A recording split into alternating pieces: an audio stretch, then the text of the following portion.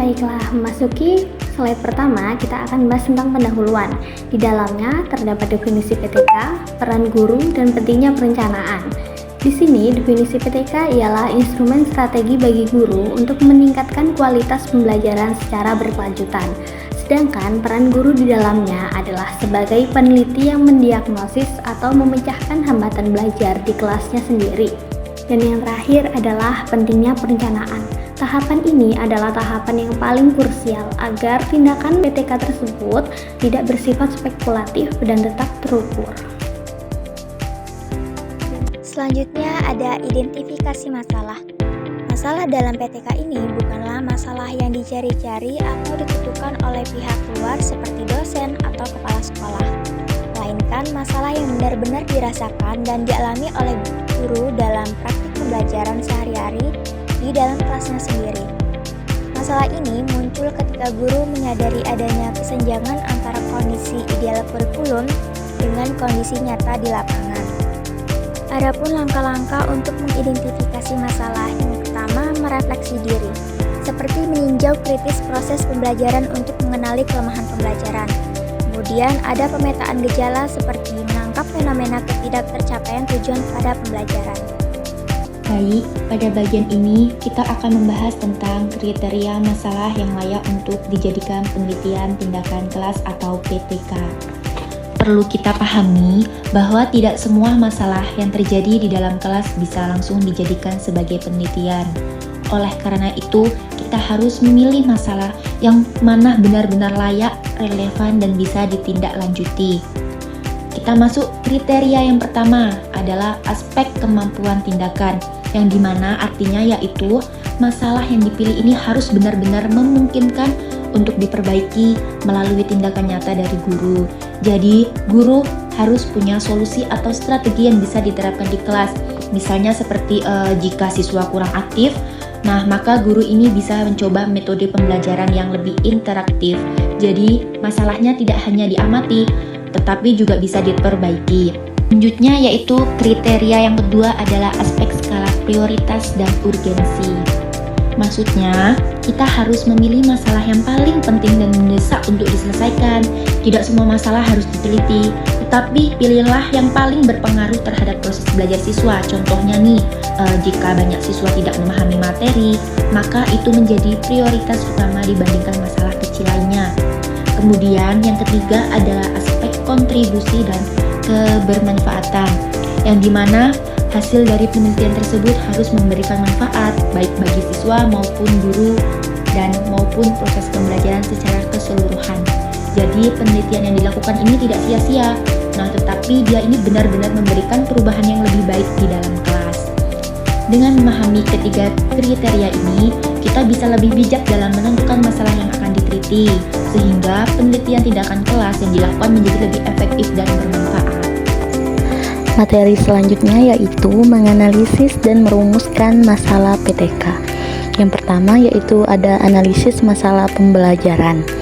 Analisis masalah adalah proses membedah masalah untuk mengetahui faktor-faktor penyebab yang paling dominan. Guru harus mampu melihat secara objektif apakah kendala berasal dari aspek pedagogis atau teknik melalui langkah-langkah berikut. Yang pertama yaitu ada meninjau kembali data hasil belajar dan catatan lapangan untuk melihat pada materi atau aktivitas apa siswa mulai kehilangan fokus atau mengalami kegagalan. Yang kedua yaitu melakukan diskusi kolaboratif dengan teman sejawat untuk mendapatkan sudut pandang eksternal sehingga subjektivitas guru dapat diminimalisir. Yang ketiga, melakukan refleksi kritis terhadap metode, media, dan pendekatan yang selama ini digunakan. Apakah sudah sesuai dengan taraf kognitif siswa atau justru terlalu abstrak? Nah, yang kedua yaitu merumuskan masalah PTK. Rumusan masalah adalah kompas dari seluruh kegiatan penelitian.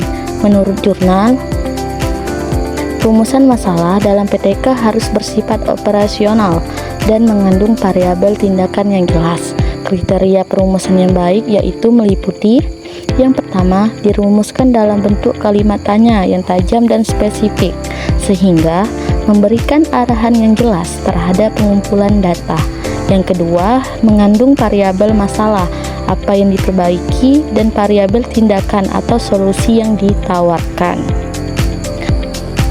Yang ketiga yaitu mencantumkan subjek dan lokasi penelitian secara jelas untuk membatasi ruang lingkup tindakan. Yang keempat, contoh rumusan. Bagaimana penerapan model problem basic learning berbantuan media visual dapat meningkatkan kemampuan berpikir kritis siswa. Selanjutnya yaitu merencanakan perbaikan pembelajaran. Rencana perbaikan pembelajaran merupakan suatu draft operasional atau skenario tindakan yang akan dilakukan guru di dalam kelas tersebut. Adapun beberapa poin yang harus dilakukan dalam merencanakan perbaikan pembelajaran. Yang pertama yaitu pengembangan alternatif tindakan atau yang biasa kita sebut dengan hipotesis tindakan. Di sini, hipotesis tindakan ini adalah didasarkan pada landasan teori yang kuat, di mana guru meyakini bahwa jika tindakan tertentu dilakukan, maka kualitas pembelajarannya akan segera meningkat. Yang kedua ada penyusunan perangkat pembelajaran yang terfokus, yang biasa kita sebut dengan RPP atau modul ajar yang telah diimplementasikan. Dan yang terakhir adalah persiapan media dan saran, di mana guru akan menyiapkan alat perangkat seperti platform digital atau lembar kerja siswa atau LKS yang mendukung agar tindakan tersebut tidak terkendala teknis dalam siklus yang akan berlangsung. Selanjutnya, persiapan instrumen monitoring dan evaluasi. Agar data yang dihasilkan valid, guru harus menyiapkan instrumen yang tepat sebelum tindakan dimulai. Adapun beberapa hal yang harus disiapkan. Yang pertama ada lembar observasi. Lembar observasi ini dapat digunakan oleh pengamat atau kolaborator untuk merekam aktivitas guru dan merespon siswa selama tindakan berlangsung.